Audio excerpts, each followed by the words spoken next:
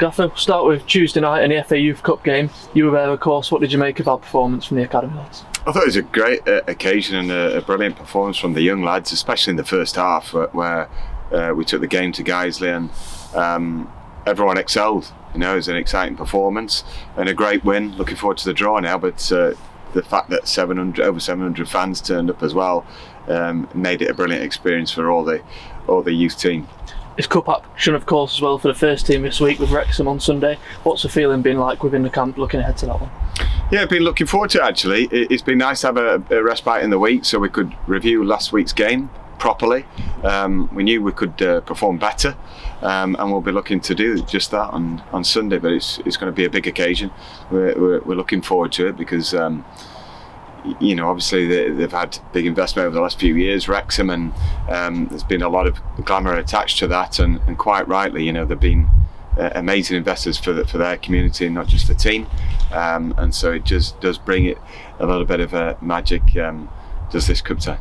Yeah, just on that, it's a really well told story, the Wrexham one with the Hollywood investment. What's your opinion on celebrity investment in football clubs at this level on the whole? Well, it must be exciting, you know, for everyone connected to Wrexham, and I think what they've done, as I say, to the community as well, they really embraced it. I think it's been a brilliant example of what can happen with the right kind of people coming into a club. We faced Wrexham twice last season, of course, took away a point on each occasion. I know they've strengthened and they're in the league above now, but does that give us a little bit of belief that we can go there, match them and get a good result on Sunday? Well, yes, you know, that's what we're looking forward to trying to do. You know, it's the second top of League One now, so they've gone again with it, and they're a strong outfit. But I just want us to focus more on what we can control and what we can do on Sunday. And you know, their last two performances against them were largely very good. I think the first half at Wrexham was we were quite controlled in what we did. And also the performance at our place when we pulled it back to 2-2, you know, was a good example of what we can do when we're on it. And just looking at our recent form, I think you mentioned after the last game we've conceded just 2 goals from open play in the last 5 games. Is that resoluteness and organisation going to be key to us progressing into round 2? Yeah, I think it certainly gives a chance. I thought against Port Vale we were right in the game, and we were quite unfortunate in the last 15-20 minutes not to come away with something from against the top of the league, and I think there'll be Port Vale will be in League One next year. I thought last Saturday that we were too passive in our approach. You know, we wanted more intensity, so we give the lads examples of that.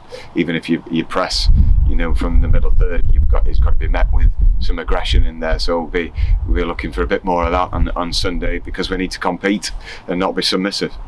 It's a competition in the FA Cup that we've had some good memories in over the years, beating Portsmouth away from home, reaching the 3rd round for the first time recently.